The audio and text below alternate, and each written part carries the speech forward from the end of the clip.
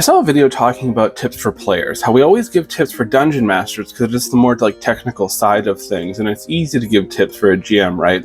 Telling them better ways to run games, how to make things better for players, all that kind of stuff.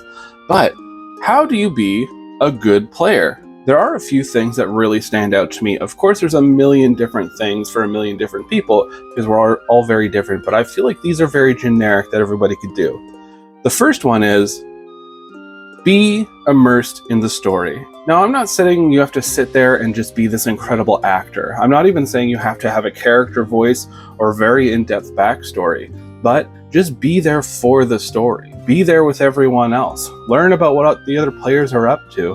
Learn about what's happening in the story.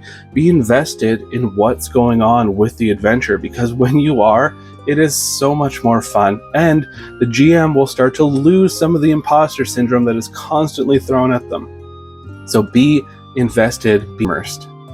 The second one is know your character. You are the master of your character. You're the one who knows the ins and outs.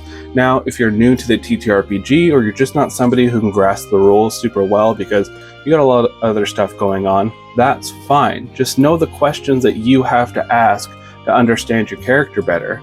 Like, ask for help with your spells, ask for help with special abilities that your character has. Maybe do a little bit of research, watch a YouTube video, TikTok, whatever it is that you want, but be the person who knows your character best, or know the questions to ask to help with your character. The other, and I think this is one of the most important ones, is know your limits. Know what you're okay with having in a game. Know how long you can play a game. Have things to help you if you have any kind of issues that you might be running into. So for instance, if you're a person who's like, I love playing TTRPGs, but when I hit the 3 or 4 hour mark, I'm really tired, I can't really play a whole lot more. Make sure that the table that you're joining plays around that amount of time. Because if you have a table that really loves playing 6 to 8 hours, but you can only handle 3 to 4 and then you just phase out, that's not a very good time.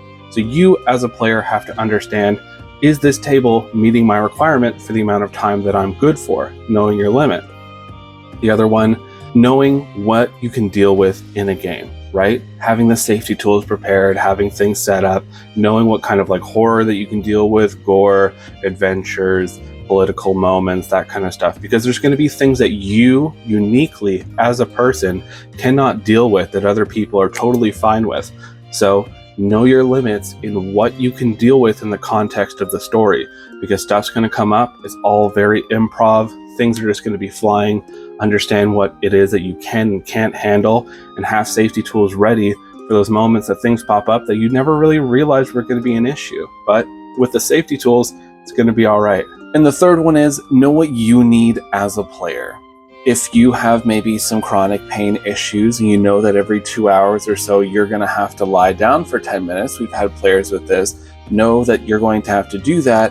Tell your GM, tell your party, and then we could just set up, hey, every 2 hours, we're going to take a 10-minute, 15-minute break, grab some water, go to the washroom, we'll hang out and chat, and then dive right back into it. If you got to go deal with insulin, blood sugar, that kind of stuff, be like, hey, everyone, I got to go do this at this time. And then everybody's well aware of it. They could take a break and everything's okay.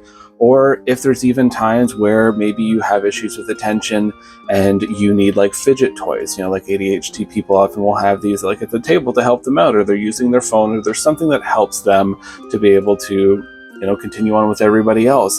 Have those, just make sure they're not too distracting for other players, but have those at the table so that you know that you're taking care of yourself. You know your needs.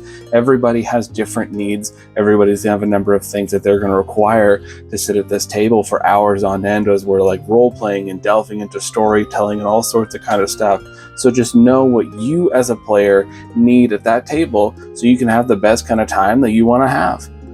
All right, everyone, hopefully those 3 tips can help you with your experiences as a player.